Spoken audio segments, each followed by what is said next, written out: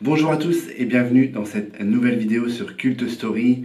On est au mois de septembre et qui dit septembre dit rentrée des classes. Et pour la rentrée des classes, on retourne ensemble au lycée puisqu'aujourd'hui on va parler d'un film qui est devenu un phénomène culturel qui a fêté ses 20 ans l'année dernière. Je vous parle aujourd'hui de Lolita malgré moi.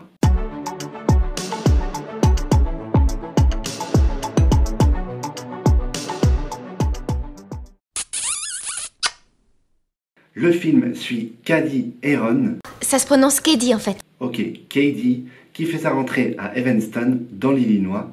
Et Cady, elle a jamais été en cours puisque ses parents sont zoologistes et qui lui ont toujours fait l'école à la maison, en Afrique. Je t'ai fait des cours par correspondance. Attends, redis-moi ça. Ma mère m'a servi de professeur. Du coup, elle va découvrir ce qu'est un lycée et surtout comment il faut se comporter et quelles sont les relations entre les filles. C'est un film qui a été écrit par Tina Fey. Et Tina Fey, si vous ne la connaissez pas, c'est une humoriste américaine qui a commencé sa carrière dans Chicago The Second City, qui était un show humoristique. Et ensuite, elle a basculé sur le plus gros show de l'humour aux États-Unis, Saturday Night Live. Elle a commencé en tant qu'auteure sur Saturday Night Live et elle a fini en tant que scénariste en chef et ainsi que présentatrice. Et elle a commencé à faire pas mal de sketchs et ensuite des films. And I can see Russia from my house. Very tight. Here, let me kiss. And at the end of the school year, you hated those but you knew the capital of Vermont. Tina Fey commence à avoir des idées pour le film après avoir lu le livre de développement personnel Queen Bees and Wannabes de Rosalind Wiseman. Génial. Dans ce livre, on abordait les sujets des clans qui se forment au lycée et le comportement parfois agressif des adolescentes et surtout comment les gérer.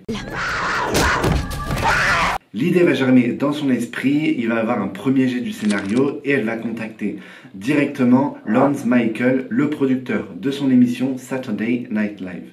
Elle va lui suggérer d'acheter les droits d'adaptation du livre et c'est Lorne Michaels qui va accepter de produire le film, donc il va mettre l'argent et il va contacter les studios Paramount Pictures pour faire l'adaptation du livre en film. Et Tina Fey va alors écrire le scénario en se basant sur ses propres souvenirs de lycée. Une fois que tout est en place niveau contrat, développement avec les studios, il fallait bien sûr un casting et je vous propose tout de suite de passer au casting du film. Le rôle principal, c'est Lindsay Lohan qui l'obtient. Et Lindsay Lohan, elle a 3 ans lorsqu'elle commence à tourner dans des publicités. Et Lindsay Lohan, elle va faire ça pendant plus de 7 ans. Elle va tourner des pubs, elle va en tourner plus d'une 60aine. C'est en 1996 qu'elle fait ses premiers pas à l'écran dans une série télévisée, Another World. Et 2 ans plus tard, elle va tourner dans le premier film de sa carrière, qui est un film Disney. Et c'est le film À nous 4. Toi et moi, on est sœurs. Sœurs. Aline, on est jumelles. Ensuite, en 2000, on la voit apparaître dans Bête. Puis elle va enchaîner avec Grandeur Nature dans le rôle de Casey Stewart, dans Opération Walker dans le rôle de Lexi Gold. Et enfin, en 2003, on va la voir dans une autre comédie Disney aux côtés de Jamie Lee Curtis. Il s'agit de Freaky Friday, un autre film qui est super culte. Et d'ailleurs, la suite sort cette année. Oh, le cauchemar. Ça fait un choc. Je crois qu'on a permuté l'une avec l'autre. Un peu de respect, tu veux?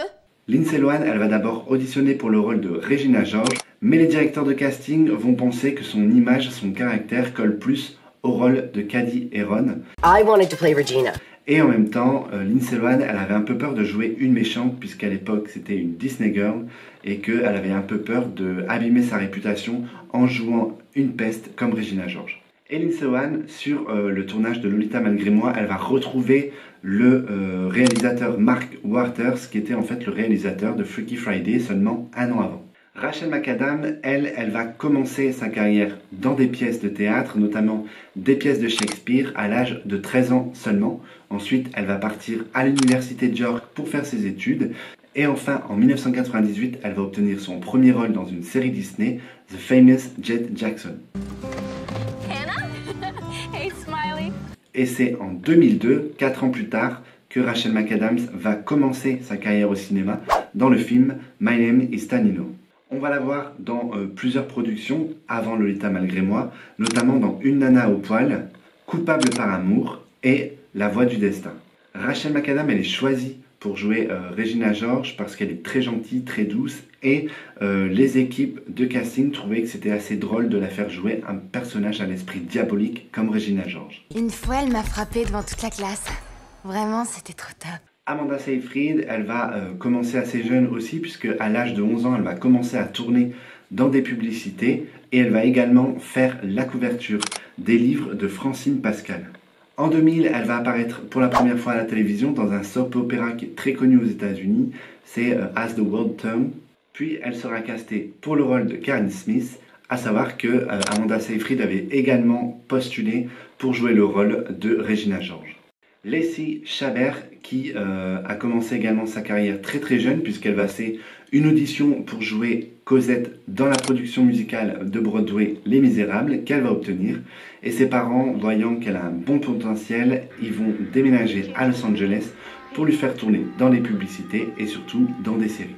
Dès 1991, elle va commencer son CV et il y a pas mal de choses avant Le Lutin malgré moi. Je pense que c'était l'actrice qui avait la plus grosse carrière avant. Donc elle est en 1991 dans le film A Little Piece of Heaven. Ensuite, on la voit apparaître dans La Vie à 5 aux côtés de Neve Campbell. Et puis, elle va commencer à faire des voix off, notamment la voix off de Anastasia. Donc Anastasia quand elle est enfant en 1997. Once upon a December. Ensuite, on va la voir dans des films comme Perdu dans l'espace, mais elle va également continuer les voix off avec notamment les dessins animés Fievel. Je ne sais pas si vous connaissez Fievel, mais quand j'étais petit, je regardais tout le temps ça. Et ensuite, on va également l'entendre sa voix dans Le Roi Lion 2, L'honneur de la tribu. Elle va jouer Vitani.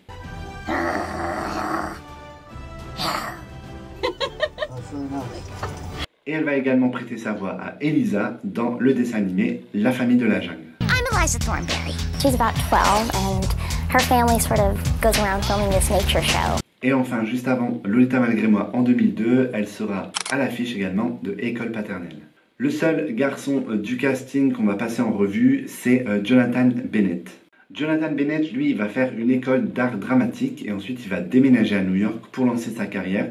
Et il va être plutôt chanceux, je pense que son physique a beaucoup aidé, puisqu'il va en un mois seulement obtenir un rôle, donc le rôle de J.R. Chandler dans la série La Force du Destin.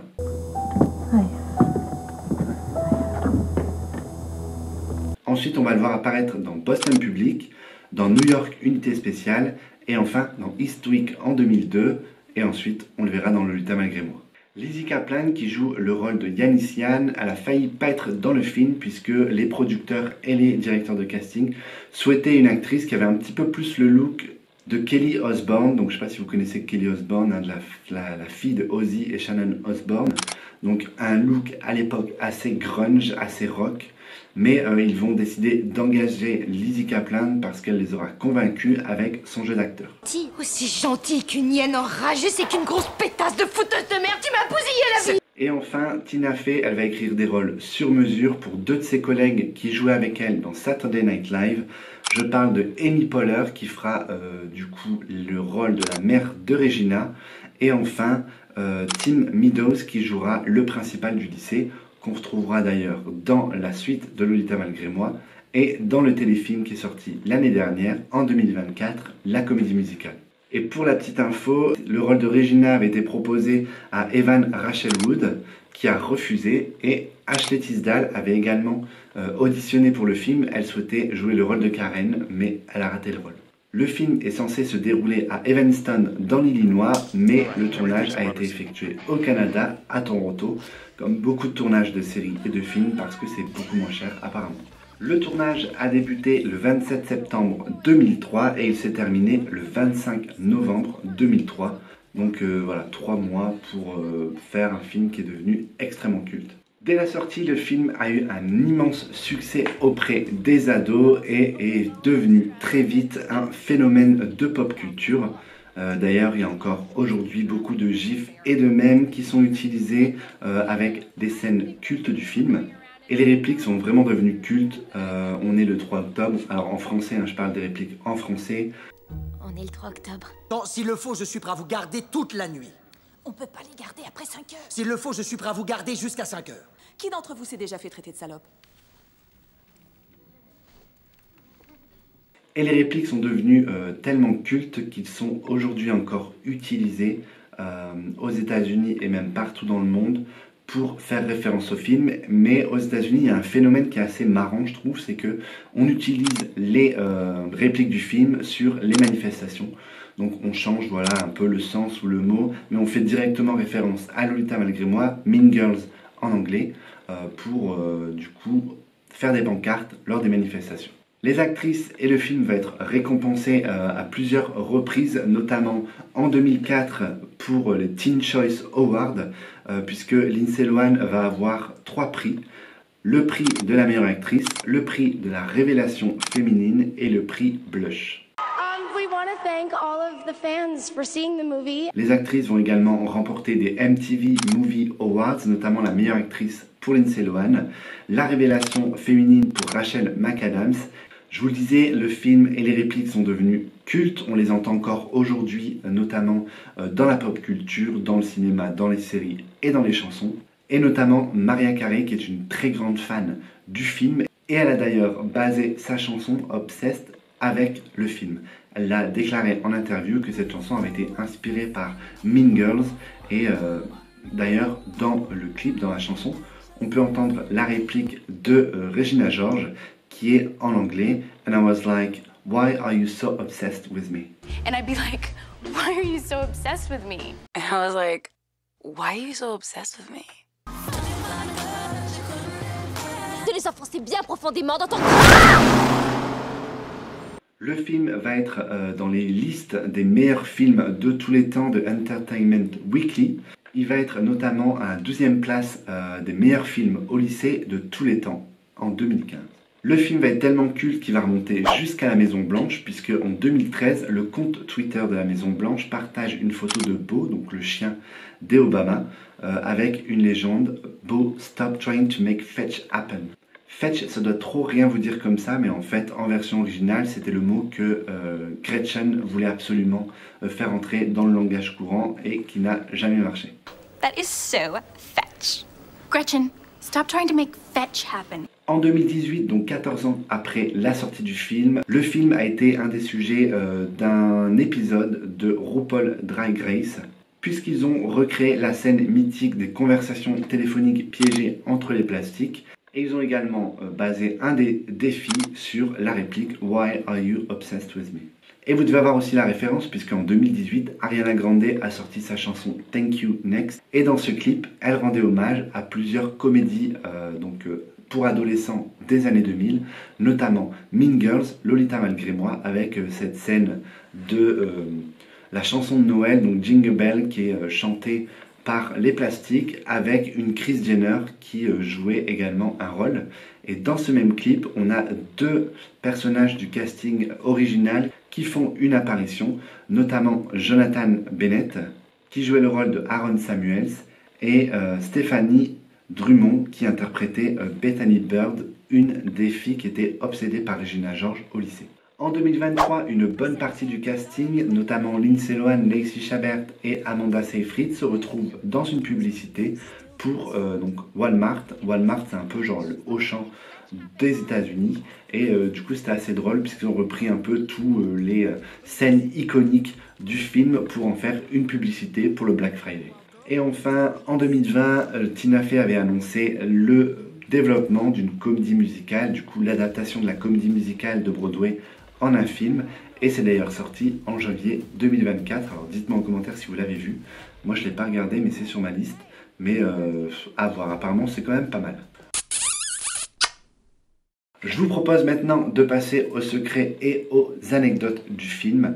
Comme je vous le dis souvent, c'est un film qui a plus de 20 ans maintenant, donc on ne va pas apprendre énormément de nouvelles choses. Mais ce qui est sympa, c'est de les avoir tous au même moment, au même endroit, en plus avec les petites images d'illustration, puisque je fais mes petites recherches quand même. À la base, le film ne devait pas s'appeler Mean Girls, mais Homeschooled, donc en fait, qui est un peu l'équivalent, qui veut dire école à la maison. Donc, je ne sais pas si ça aurait changé grand chose. Mais en tout cas, ils ont décidé de l'appeler Mean Girls et en français Lolita malgré moi, qui a absolument rien à voir, comme d'habitude. Amanda Seyfried, qui joue le rôle de Karen Smith, a failli ne pas être dans le film puisque à la base c'était Blake Lively qui devait jouer le rôle de Karen. Aaron Samuels, qui est joué par Jonathan Bennett, pareil, c'était pas Jonathan Bennett qui était censé jouer le rôle, c'était James Franco, qui a d'ailleurs été engagé, qui a signé un contrat et qui a fini par être viré au bout de 3 jours de tournage, puisque selon d'autres acteurs, il ne voulait pas se raser et il ne voulait pas enlever son chapeau. Tous les sacs qui apparaissent dans le film, les sacs de marque, notamment les sacs Louis Vuitton, étaient tous des faux. Janice Ian, donc qui est l'amie de Katie, en fait son nom et son prénom existent vraiment puisque Janice Ian était une chanteuse musicienne et c'est la première invitée officielle de Saturday Night Live. Donc c'était un petit hommage que Tina Fey voulait lui faire. Pour le rôle de Regina George, Rachel McAdams porte une perruque puisque à l'époque elle n'avait pas les cheveux aussi blonds et aussi longs et cette perruque elle valait 20 000 $, donc on est quand même sur une perruque qui est assez costaud et de bonne qualité. Et pour la petite histoire, cette perruque a été revendue plus de 600 000 $. Alors je ne sais pas à qui, je ne sais pas quand, mais j'ai essayé de chercher sur internet, mais pas moyen de trouver. Du coup, voilà, sachez que c'est certainement la perruque la plus chère de l'histoire de ciné. L'actrice Amy Poehler, qui jouait le rôle de la mère de Regina, n'avait en réalité que 7 ans de plus que Rachel McAdams. Dans une scène de film, donc notamment le concours de talent, vous avez l'acteur qui joue Kevin, Rajiv Surendra, qui va rapper. Et en fait, c'est Tina Fey et Amy Poehler qui l'ont coaché pour lui apprendre en fait des techniques de rap. Quelques scènes et dialogues ont été retravaillés par Tina Fey puisqu'elle ne voulait pas que le film soit interdit aux moins de 17 ans aux États-Unis. PG-13, please. Lacey Chabert, qui jouait le rôle de Gretchen, a obtenu ses 21 ans lorsqu'ils étaient en train de tourner la scène du centre commercial. Et du coup, l'équipe lui a fait une petite surprise avec une chanson, un gâteau et une banderole. Tina Fey, elle aime bien prendre des noms dans la réalité pour les mettre à ses personnages. Et est-ce que vous saviez que Glenn Coco existe vraiment? Puisque c'était un ami du frère de Tina Fey, qui est un producteur de films à Los Angeles. La réplique de Damien lorsqu'il dit je veux que tu me rendes ma chemise rose ou alors mon t-shirt rose, ça dépend des versions qu'on a. Elle a été improvisée par l'acteur et elle a été gardée par Tina Fey. Et je veux que tu me rendes ma chemise rose! Je veux que tu me rendes ma chemise rose! Et c'est devenu une des répliques les plus cultes du film. Dans la scène où le chien de la mère de Regina commence à lui mâchouiller les seins, en fait, ils avaient mis un espèce de, vous savez, une pique pour touiller les cocktails dans son soutien-gorge pour que le chien ait quelque chose à mâcher. Vous voyez ce gars là qui est en train d'embrasser goulûment une actrice sur le film, en fait.